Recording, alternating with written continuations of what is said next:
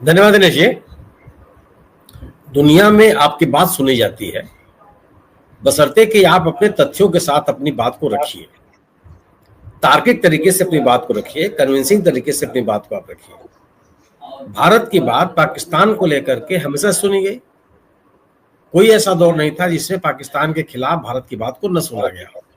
2008 का आप याद कीजिए कि जब 26/11 का हमला हुआ था, तो आप 1971 का संघर्ष आप याद कर लीजिए। अमेरिका के लाख प्रयासों के बावजूद दुनिया में हम अपनी बात कहने में सफल रहे थे कि आखिर हम युद्ध में शामिल होने के लिए, इस संघर्ष में शामिल होने के लिए क्यों मजबूर हुए। मुक्ति वाहिनी के संघर्ष के बाद जो हमारे यहाँ दबाव बढ़ता चला जा रहा था शरणार्थियों का, हमने दुनिया को बताया कि ये हमारे कारण है। अमेरिका के लाख पाकिस्तान परस्त होने के बावजूद भी दुनिया के पैमाने पर हमने अपनी बात कही, और अपनी बात कहने के लिए उस समय की सरकार ने सुनियोजित तरीके से जयप्रकाश जी को दुनिया के मंच पे भेजा, अपनी बात को रखा उन्होंने। अगर आप पूरी तैयारी के साथ अपनी बात नहीं करेंगे, 2008 में जिस डोजियर की बात की जाती है, जिस डोजियर को भारतीय जनता पार्टी के प्रवक्ता और ये आज की सरकार उसका मजाक उड़ाती है कि डोजियर का लेन देन बंद कर दीजिए। उस समय तो केवल डोजियर का लेन देन हुआ करता था। आज के प्रधानमंत्री जी उसको कहते थे कि ये प्रेम पत्र का लेन देन बंद कीजिए। ये जो मानक है, जो तौर तरीके हैं, उसके अवहेलना आप कैसे कर सकते हैं। अगर हमको ये बताना है कि पाकिस्तान की यह कार्रवाई, ये जो पहलगांव की कार्रवाई है, जो पहलगांव का दुखद घटना है, जो नरसंहार है, उससे पाकिस्तान शामिल है, तो आपको उन तथ्यों के साथ तो आना पड़ेगा। अगर आपके पास तथ्य नहीं होंगे तो कोई क्यों बात आपकी मान लेगा। हर देश के अपना अपना नजरिया है, लेकिन अगर आप अपनी बात नहीं कह पाएंगे, आपके पास तथ्य नहीं होंगे, तो बात नहीं बनेगी। दूसरी चीज, जो बात आप कहना चाहते हैं, आप ये कहना चाहते हैं कि हम एक लोकतांत्रिक देश हैं, तो आपको भी बताना पड़ेगा ना कि लोकतांत्रिक तरीके से आपकी सरकार चल रही है। आप विपक्ष को स्थान देते हैं, आप असहमति को स्थान देते हैं, आपके पास अभिव्यक्ति की आजादी है।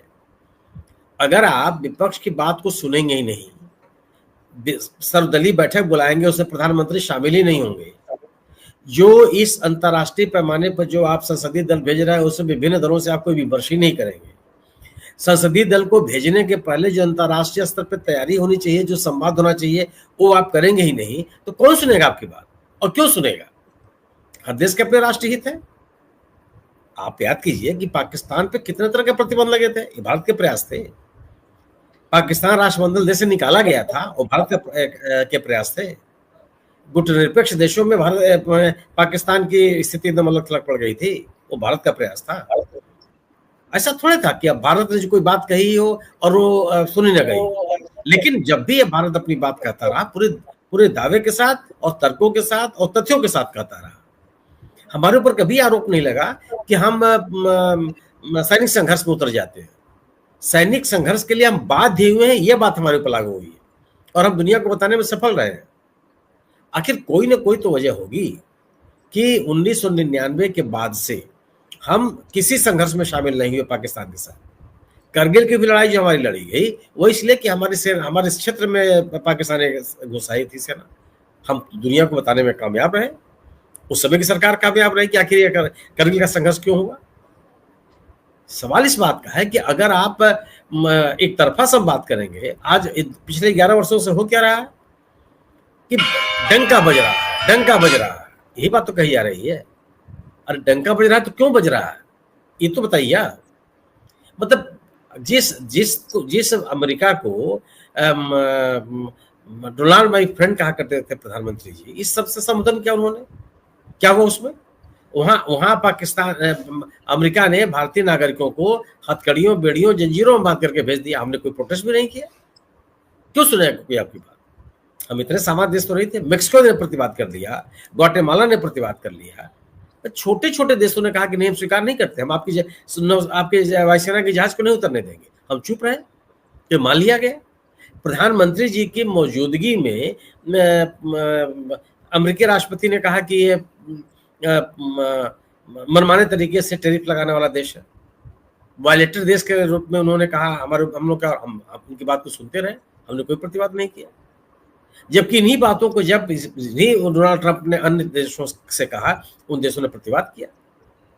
ब्रिटेन के प्रधानमंत्री ने प्रतिवाद किया, फ्रांस के राष्ट्रपति ने प्रतिवाद किया, साउथ अफ्रीका के प्रधानमंत्री ने राष्ट्रपति ने विरोध किया, तमाम देशों ने विरोध किया, आपके सामने किया कि नहीं नहीं आप गलत बात कर रहे हैं। तो अगर आप दुनिया डिप्लोमेसी कोई भाषण देने से बात नहीं बनती, डिप्लोमेसी में आपको अपनी बात बड़े तथ्यों के साथ और बड़ी मजबूती के साथ रख रहे होंगे, और विभिन्न मंचों पर अगर अपनी बातों को आप गंभीरता से नहीं कर रखेंगे और गंभीरता के साथ अपने आप को नहीं प्रस्तुत करेंगे, फिर आपको कोई गंभीरता से नहीं लेगा। ये G7 में आप न बुलाया जाना क्यों नहीं है, अपमानजनक स्थिति है। मनमोहन सिंह 5 बार गए थे सरकार में, अपने 10 साल के कार्यकाल में 5 बार वो भी गए थे, उनको बुलाया गया था। आज जिन विषयों पर वो सम्मेलन हो रहा है वो पूरी तरह से उसमें भारत की चिंता शामिल है और भारत का योगदान उसमें है। आप आतंकवाद की बात कर रहे हैं, आप अंतर्राष्ट्रीय सुरक्षा की बात कर रहे हैं, आप डिजिटल लेन देन की बात कर रहे हैं, आप वैश्विक अर्थव्यवस्था की बात कर रहे हैं, क्या उसमें भारत की भूमिका नहीं है? बावजूद इसके इतने महत्वपूर्ण विषयों पर चर्चा के बावजूद भी G7 के देश भारत को नहीं बुलाए। क्या क्या नहीं कहा जा रहा था कि कोई दुनिया का कोई ऐसा देश नहीं है जहां पे प्रधानमंत्री जी की बात न सुनी जाती है। इस तरह की बातें कही गई कि यूक्रेन और रूस का युद्ध भी स्थगित करा दिया था प्रधानमंत्री जी ने। आप इस तरह के नैरेटिव फैलाएंगे तो इस तरह के सवाल ही पैदा होंगे आपसे। दूसरी चीज, आप अगर तार्किक तरीके से काम करते हुए नहीं दिखाई पड़ेंगे, कौन आपकी बात सुन लेगा और क्यों सुन लेगा? आज दुनिया में आपने शिष्टमंडल भेजे, आप अपने लोगों से बात नहीं करेंगे, दुनिया को बात सुनाने चले जाएंगे, कोई सुन लेगा आपकी बात? उसे लोग सहमत हो जाएंगे। पूरा का पूरा विपक्ष मांग कर रहा है कि संसद एक विशेष सत्र बुलाया जाए संसद का, सरकार क्यों नहीं सुन रही है? और अगर आप अपने यहाँ संसद को विश्वास में नहीं लेंगे और दुनिया के लोगों को विश्वास में लेने का प्रयास करेंगे, तो कौन आपकी बात को लॉजिकल मानेगा और क्यों मानेगा? ऐसा कौन सा संघर्ष हुआ इस देश में जब संसद के विशेष सत्र नहीं बुलाया गया? प्रधानमंत्री ने खड़े होकर के संसद को विश्वास में लेने की कोशिश नहीं की, सभी तथ्य नहीं रखे। चाहे आप 62 की लड़ाई ले लीजिए, चाहे 65 की लड़ाई ले लीजिए, चाहे 1971 की लड़ाई ले लीजिए, चाहे 1999 का संघर्ष ले लीजिए, कोई ऐसा संघर्ष नहीं था जिसमें विशेष सत्र न बुलाया गया हो। और अगर आप इस रूप में निरूपित करेंगे कि आपसे सरकार से सवाल पूछना गोया कि राष्ट्रद्रोह हो गया हो, तो इन चीजों को लोग बहुत तरीके से देखते हैं। परिणाम क्या होता है कि जो दुनिया में तमाम तरह के सर्वेक्षण है उसमें हम पिछड़ते चले जा रहे हैं। चाहे प्रेस फ्रीडम का सवाल हो, चाहे धार्मिक स्वतंत्रता का सवाल हो, दुनिया के लोग उस पर टिप्पणी नहीं कर रहे हैं क्या? और आपके बारे में धारणा और आपके बारे में गंभीरता या एकांगी नहीं होता, आपके कामकाज को देख करके वो तरीके बनते हैं। बहुत मजबूत देश है, उनकी बात नहीं सुझाई जाती, उनके खिलाफ लोग खड़े रहते हैं, उनके विरोध में बोलते हैं। आज पूरा का पूरा पश्चिमी यूरोप रूस के खिलाफ है। रूस छोटा मोटा देश है क्या? बहुत बड़ा देश है, लेकिन जो उसका रवैया यूक्रेन के बारे में है, पश्चिमी देशों से सहमत नहीं है। आप किसी भी देश की सॉवरेनिटी के साथ खिलवाड़ करने वाले कौन होते हैं? आपके पास ताकत का मतलब थोड़े होता है कि आप किसी देश पर कब्जा कर लेंगे। G7 से इसीलिए निकाल दिया गया था रूस ना, जब उसने क्रीमिया पे कब्जा कर लिया। क्या सामान्य देश है रूस दुनिया के पैमाने पर?